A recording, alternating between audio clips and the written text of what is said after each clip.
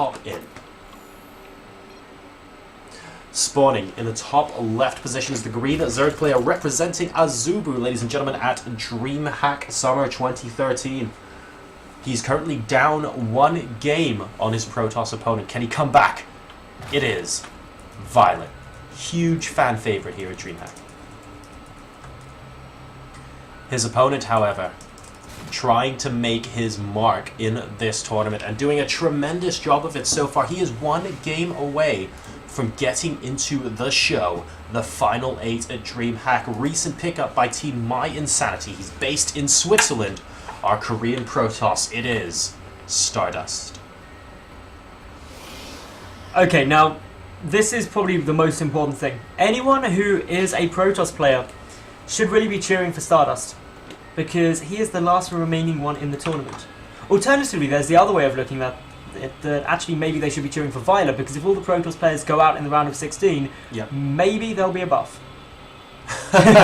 Maybe there will be. We'll have to see. I mean, there is the War Prism, of course. That change currently trying to be implemented on the test maps. We'll see if that ends up making its way through. It's still being tweaked at the moment, and, well, nothing being produced but probes at the moment. 3 of them lined up here. Seems to suggest the Stardust may be going for his Nexus first. And that's what he did last game, and it worked for him. It's not quite such a safe map to do it on. Many Protoss players favouring going for the Gateway expansion on Belshir, but still, very viable to do, especially when you've got in and scouted nice and early. Nice little block of the Hatchery of the Natural will be occurring here. Stardust just trying to be a bit of a pain.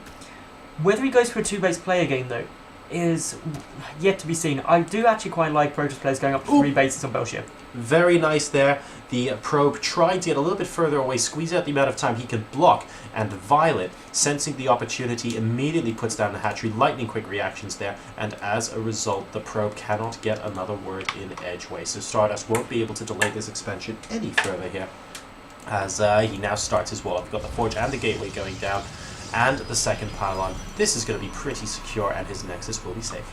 The Overlord, though, comes in, sees that it was a Nexus first build. That means a quick third has to be taken by Violet, and if he doesn't get that done soon, he will get himself into a bit of an economically tough spot. Now, in terms of build, let's muse a little bit about what Violet could be going for. What Stardust could be going for. Oh, and I love this from both players, by the way. Last game, we saw that the drone was accompanied by 2 Zerglings in case there was a block going down at the third. Now, bear in mind, 2 Zerglings cannot net take HP off of a pylon if it's building, so totally worth it if he wants to put down a pylon, but never mind, it looks like he's just going to go ahead and lose that probe altogether. He can put down the pylon and cancel it and delay the third a little bit if he wanted to. If there are 4 Zerglings, definitely not worth it, but 2, you can just about get away with it and buy yourself 30 seconds or so.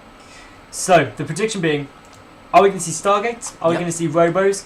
Or are we going to see something like DTs? Well, currently there's no cybernetics cooldown, so we've got to wait a bit longer, but on Belshir, I actually think that the Immortal play can be really strong. And it's because you can really get in between the natural and the third base of a Zerg incredibly effectively due to that little second attack path into the middle. So if you come in there, you can get some nice force fields off to really segregate it and cause a bit of a pain. And that's something that a lot of Zerg players can struggle with. We've got the +1 coming down here too for Stardust. And that's part of the reason why this creep trim is already down for Violet. He wants to be able to go between that natural and the third as quickly as humanly possible. And that's a good point. Really glad you're pointing that out, because he needs to make sure that he gets a good defense up. +1 coming down here for Violet is just the first indicator that it could be an Immortal push. It could also be just a lot of gateways, though. We'll wait and see. Right now, the options are still open for Stardust here, just going for the second gateway. Violet, in the meantime, is going to have to defend his third a little bit against his south. That's actually doing a reasonable amount of damage against this queen here. And, I think he might even get there. Oh, he turns around. He might have gotten that queen. I think it would have just got away because it would have got on creep. Oh, yes, that's a great point. So the queen able to waddle away on creep there. But, wow, very, very close. And now sending 2 zealots in. Is he going to consider going back for round 2? No, the queen on creep. That's a very good point there, Metals. Completely missed that. And now we've got a couple of overlords popping out here. Again, just trying to get that map vision, trying to get that creep spread as high as possible. The zealots trying to goad the queen off creep. Once the queen's off creep, are they going to try and double back around and pick it off? It looks like these Zerglings will be able to surround it, so no chance this time. No, those zealots go down pretty hard. Violet is getting down a Rotoran. And it looks like Stardust just wants to go for the mass gateway approach. He's got 5 additional ones coming down. That takes him up to 7 gateways. That's right. So But, gateway the Overlord. and How much has the Overlord seen? He hasn't seen the 2 additional ones at the bottom. He's seen 3 there. So 4. he's seen 1, 2, 3, 4. That's the cybernetics core. Oh, the Robo. Throw the Robo down. Yes! Such a smart move. So smart, guys. 4 gateways has been seen. A Robo as well. And it immediately gets cancelled. Stardust with the mind games here. So we think it's a 4-gate pressure going into a Robo. Violet's going to be thinking that right now, but it's actually a gateway all in. And we have 3 Spore Crawlers going down as well. And, oh, they're not going to help against this gateway push. This is a problem, especially if Violet decides to try and move across the map to stop the Immortal Sentry push coming down. He does see that a couple of Stalkers are pushing out. That's the first kind of giveaway that it may be not what he originally thought, because you wouldn't generally see it. And then he gets a good scout off with the Zerglings. He saw all of the Stalkers coming in, Whoa, but is it too late? Is it too late? We'll find out in just a moment, guys. The first Spine Crawl is just getting targeted down ASAP. He might as well kill it off now. Yes, he does. There are 4 Roaches against approximately 1 billion Stalkers, and we have a round of Zealots warping in as well. Stardust, a lot of units coming over here in the 3rd base location. The Zealots now up front, trying to tank as much damage as they can. The Queen's going down via the Stalkers High as well. energy Queen focus first. That was a really good move.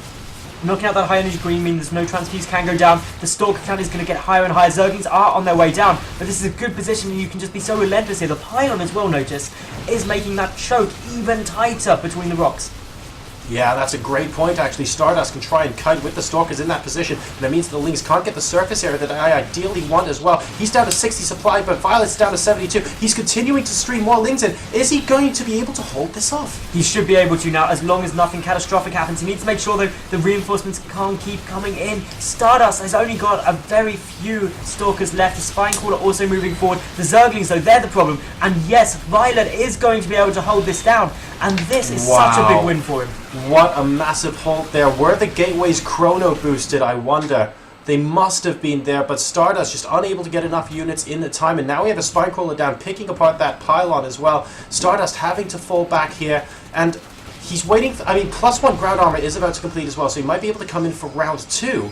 But I don't think Stardust was quite expecting that level of defense coming out from Violet. What an incredible hold. That armor coming down, really good point you make, Jorisar, because that is going to give him 1-1 up against no upgrades on the Zerg side. That's surprisingly potent, especially with a lot of gateway units. There's no Hydras out once more, so it is just these Roaches. Lair has been significantly delayed by the Zerg player, and on top of that, there's so many gateways for production. But this has got to be dealt with very nicely. The one thing the Violet has to get is a good surface area on this gateway force. Oh, and that Zergling at the Watchtower actually saw pretty much everything as well, so that's a really, really great point. Violet now, he's going to try and pick apart the pylon because he's saying, look, without any pylons, you can't sustain your attack, and I just need to kill your army once, which is completely right. But now we have Stardust thinking about going in once again. He needs to hit this soon. He's got 3 more pylons incoming. Oh, and that's because he was supply blocked to high heaven on 84. Not a great thing for him here. And Violet, both sides really considering pushing in. They're at almost identical supplies. This is very, very tense. Now, these sentries are so important because the force fields are going to zone out some of the Zerglings, and that is what really Stardust needs to take this engagement. We've got more Roaches on their way out. 1-1 upgrades are finished. Oh, a small Zergling counterattack is going to be coming across the map, and as we can see, going straight past the Watchtower there. This could do a nice bit of damage. Is the wall off completed? No, it's not. The Speedling's going to get in. At the same time, though, this is Stardust pushing straight towards the 3rd. Is unable to break through at the moment, and those Speedlings have made it into the main of the Protoss player. He needs to do something. Those Speedlings are wreaking havoc in the main. Good warping of Zealots there, but look at this. After picking up the Spine Crawler, Stardust cannot divide his attention any longer. He has to deal with these Speedlings. Zealots in the main, Zealots in the natural, though, are at least going to ensure that these Lings do a minimal amount of damage, but Stardust has to go. He's at 119 supply versus 127. The working count is 45 to 39. Violet actually foregoing a lot of drones here for this defense. And that's the problem. All while Stardust is putting on the pressure without engaging, he's just forcing Violet by more and more units in case of the what if he goes now. The force field's trying to go down, does get just a few units, but a few units for free is okay. Stardust, however, supply blocked after losing that pylon. This is again not the sort of thing he needs, and he's going to lose the other proxy pylon. Luckily, one remaining. He has got to keep that one up. It is essential that it doesn't die. Yeah, this is a really nice guerrilla tactics here from Violet, by the way. He's just continuously getting a larger and larger armor, getting ready to hold against this, and then when Stardust's army moves around, he just picks off additional pylons. And look at this, a couple of links here and there, every single time, just making sure he keeps Stardust on his toes. And if this pylon goes down, I think Violet's going to be feeling quite good about himself, which is why Stardust, amusingly, is now in a defensive position, trying to make sure that pylon doesn't go down. This is so tough for Violet. What's the drone count now? The drone count is currently at 44 to 39 in favor of Stardust, and it looks like Violet he's overcommitted here. He's going for both sides, but excellent force fields around the back from Stardust. This is exactly what Stardust needed. Those force fields absolutely on the money, but good surface area nonetheless for the Zerg player. But the roaches to the left. Oh, he needs more on the right-hand side. Yeah, he's got to keep them up. He's got to make sure that he deals with this force on the left. He's currently trying to engage on the right. At the same time, the Zealots are pushing back the roaches, but the roaches, of course, can kite them all day and all night. Ooh, this is stressful. And now Stardust needs to go through the middle. He needs to go through the middle because the army is segregated and Violet has to regroup here. So does he have force fields still available? He needs a couple of good ones here. Those weren't the best force fields because they didn't send out too much of the army. Those secondary force fields might do a fair bit because the Stalks in the back are now able to do a decent chunk of DPS, but now the Zealots are kind of trapped in between the two sets up front. As they disappear, though, we'll be able to get a better idea of just how far Stardust is pushing. He's at 97 supply versus the 105 from Violet. He's trying to push in now, picking apart these Stalkers. The Zealot wall has basically disappeared, and this is a slugfest. Stardust, though, looking like he's dropping in supply a bit faster. Remember, Stardust does have those 1-1 upgrades, but he's being forced to pull back a little way. The force fields weren't there. A couple of roaches getting snatched out, but the sentries all went down. Stardust is still committing to this pressure, though. However, Violet is ahead by 13 supply. The main base of the Protoss player getting a little bit low, but the drone count still incredibly low for the Zerg player at only 39. Violet can afford to keep defending here as long as Stardust's army doesn't get too much stronger. Stardust, on the other hand, is against a little bit of a ticking time bomb, thanks to the minerals starting to mine out in his main very, very shortly. He has to try and win with this push. Otherwise, we're just going to see a Zerg snowball, basically, and Violet trying to tempt a force field out of Stardust there. Unsuccessful. Stardust waiting for the perfect moment. He's got to get good force fields. That's the real big thing. The Zeta count is quite low. The Sentry count also isn't spectacular, so that means that all the energy is going to matter. But here we go. Violet going in. Good force fields there. Literally splitting that army in half. This is precisely what the Protoss player needed at the moment. The roaches are going to die, and this is a really good engagement for him. This is fantastic now for Stardust. He's back up to 94 supply versus 101, but I feel like he needs to go in and try and hold this choke position at the third base. This is a lot more open, and Stardust has to commit to doing something. He's getting his robotics facility now behind it. 5 more Zealots, that's what he's waiting for, because there are a lot of Zerglings in this composition, but I really feel like Stardust needs to go very, very soon. Not just take these small engagements, but also try and go in for a potential kill as well. And Violet trying to go for a counterattack around the right-hand side. It's not going to be able to do it right now, and Violet will be able to run back if he sees fit. Now, Stardust did try to take a third base there, but Speedling run by from Violet was able to deny it. That was really frustrating for him. Stardust looking to try and transition out of this, but genuinely, I just don't think he can. However, Violet is still pumping so much money into units and not enough into his economy. Even though the third isn't up yet, I'd still feel that Stardust is okay. A couple of Speedlings are going to make it into the natural base though, and are they going to be able to pick off many probes? The answer? No.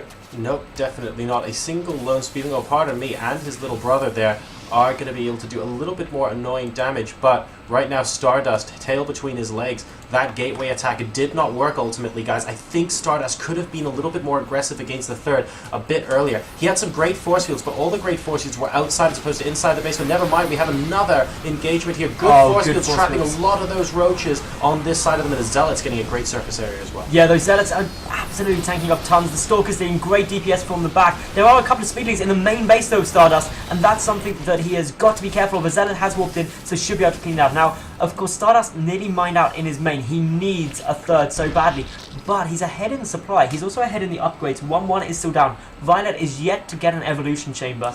And this Immortal could prove to be very, very useful here. So, what I was saying before was that Stardust had some great force fields. He had some here, and he had some over here.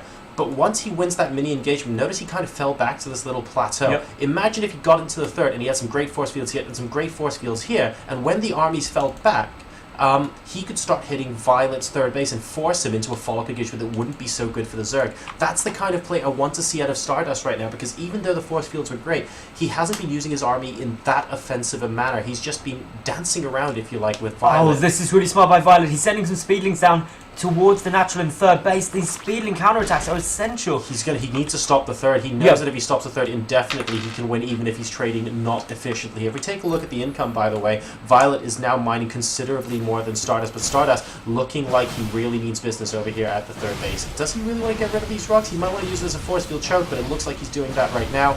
And he's got so many units, he just wants to be able to get the majority of them in a good attack angle. I think so. ASAP. It's about the concave here, and here we go, and it looks like, some great force fields over to the left. This is exactly what Stardust needed, actually. Oh, look at that force field, he trapped so much. Fantastic time warp as well, and now Stardust is doing a lot of damage. The Immortals against aren't the fighting. army. Okay, now they go. That's good. Okay, the Immortals have got to get into I think this is good for Stardust. Those force fields may have done it there. Great concave form. Taking out the rocks was the correct decision. And Stardust now pushing Violet back. Violet's at 87 supply and dropping. He is facing elimination from DreamHack right now, as My Insanity Stardust is looking to book his place in the round of 8. He has got down that third. A big speedling counterattack is going to be coming down. There is not enough energy for a mass recall on that Mothership core, but Violet, if this goes to a base race, I don't think Violet can win that. He's only got 60 supply, and there's just so much stuff for the Protoss player. Those force fields are absolutely brilliant. The cannon is down. The Zealot needs to get in position to complete the wall off. Stardust had to win this engagement, because if his third was delayed for much longer, Violet would have started snowballing. Violet's going for the counterattack with roaches. The cannon is going to go down back home. Where is the Mothership core? How much energy does it have? It's at 83 energy, so he can go up into the main, snipe off the hatch, and then mass recall into his main base. Stardust needs to save these probes, though. That'll be kind of useful, because they're not actually anymore in the main base here. The working count is 14 now to 6. So low econ game, definitely. Once this layer goes down, there should be energy for mass recall. There's the Mothership core. Yep. He needs to join the army. Bring the Mothership core over, mass recall to the main, and this is one. It's that simple. There's no production remaining for Violet. GG knows it. No production remaining, and Stardust, ladies and gentlemen, completes the victory over one of the fan favorite players in this tournament to go into the round of 8.